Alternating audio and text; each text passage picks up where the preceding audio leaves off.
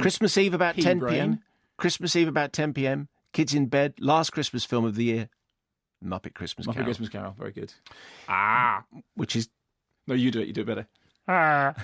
It's better. Hiya, hiya, happy Christmas. Sarah Niblock. That's Fozzie and Kermode. Well, how come we never Kermode. made that joke before? That's Fozzie very- and Kermode. that's How come we never made that joke? 3 nominations. Interestingly, not one for editing. Quentin Tarantino, are you listening? Right, so... The thing is, I'm talking about this subject. I mean, nobody else has ever talked about slavery, but I'm talking about slavery. I'm talking about a way that nobody else has ever done. I refuse your question. That sounds like Woody Allen being interviewed on Channel 4 by Christian Guru Murphy. Oh, my toes curled if you want so to... far back they came out of my ears. Yes, if you want to see an extraordinary interview, it's a Channel 4 interview with Quentin Tarantino, in which I think it's fair to say Quentin comes out of it rather badly. It's Scroungers welcome. Scroungers and Tex exiles I'm and going to start hard-working singing families. the Internationale if you're not careful. Anyway, she said... Ye peasants, partisans... No, Stop. artisans. Stop. And others. So we have Catherine Bigelow on the show. Bigelow, and she's going to be on the show next week, which is a very exciting thing. This has been a Something Else production for BBC Radio 5 Live. And now, I wonder... What is the film of the week, Simon? I do not know. You pray tell me, please, now. I think it must be Les Mis. I'm Russell Crowe. You're Hugh Jackman. Or Anne Hathaway. Thank you very much. Oh, you See you tart. next week. She's lovely. We both ended up singing in a strange way for the purposes of broadcasting. Yes, but we would sound better with an orchestra. Matt Tabor says, my wife and I are tax exiles in the Cayman Islands. Really? But listen, no email has ever started Is that like the way that. you'd begin?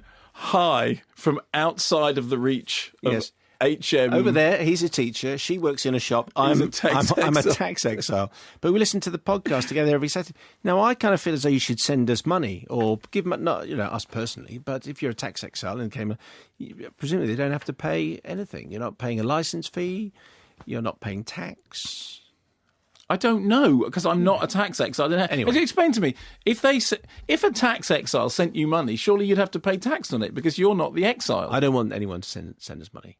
You just said it off the top of your head as a funny thing, and now you're regretting having said it. Anyway, my wife has recently started to hit a rich vein of form with her own A rich, reviews. tax-free rich vein And of she form. attended we could do... It's great. He loves movies. He loves fairy tales. He loves monsters. He loves invention. He loves fantasy.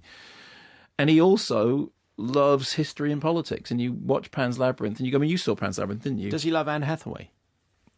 Doesn't everyone? I think that's right. Yeah. I mean, certainly you do. Simon and Hathaway in a tree. Kissing. OMG, lol, ruffle.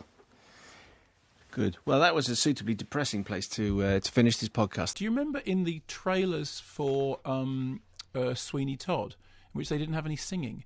Because they thought people would be put off by the fact that they realised it was a musical. So they had this trailer which had a lot of music in but no singing. It was just a lot of people's faces. I don't think I ever saw the trailer. Did you saw the film? Yeah, I saw the film and never bothered In with which the trailer. Johnny Depp was being Anthony Newley. On the subject of impressions, Paul in Sheffield, loving every all too brief second of Mark's new addition to his comedy voice repertoire. Please release an old-fashioned double-A-sided single with Jeff Bridges in conversation with Robert Downey Jr. on one side. So Jeff Bridges, Robert Downey, And on the other side, Danny Dyer duetting with Gwyneth Paltrow. Okay. Oh, that was such a good idea. Francis Ryan, I've just returned. This is about the number one movie, which is Les Miserables. Les Miserables. I've just returned from a cinema date night with my father. We went to see Les Miserables. It was my late mother's favourite musical, and us fancying a walk down memory lane.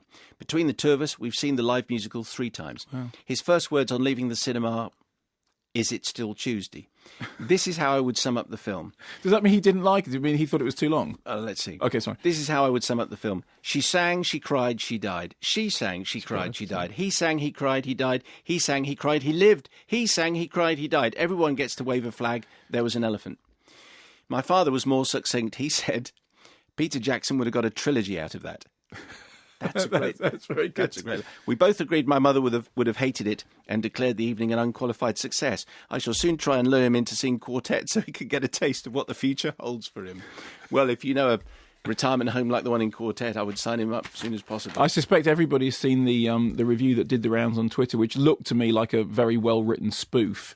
And it was a review about how, I've just been to see this thing, Les Miserables. I've never heard of it before, but it starts off with Wolverine shouting and being smacked around by Gladiator until Catwoman turns up, and it's very, very funny. Somebody can tweet it to us. We'll retweet it. It looks to me like a well-written spoof, although presented as just an amateur film review, but it was funny. As the BBFC certificate appeared on the screen, I feared that my cough/signal would not be heard over the incessant rustling of sweet wrappers belonging to non-code adherent viewers. To counter this, I bellowed the word Arsenal and awaited response. I desperately hoped for a reply, but was aware that my motives may be misconstrued, as this was, after all, an Islington cinema. So they're just round the corner. To my delight, a lone voice from the back went, "Jason Isaacs!" Hey! In the same spluttering fashion from somewhere near the back. I was convinced that this was not a coincidence, as Jason Isaacs does not appear in The Impossible once. This is great. A lady next to me said, "I hope you're not going to be silly for the whole film." Good. I apologised, but did not take the quip to heart, as she was using her telephone and had her shoes off, and thus was clearly unaware of the society that I am proud to be a member of. So we haven't worked out quite what that signal is, but we're going to get there.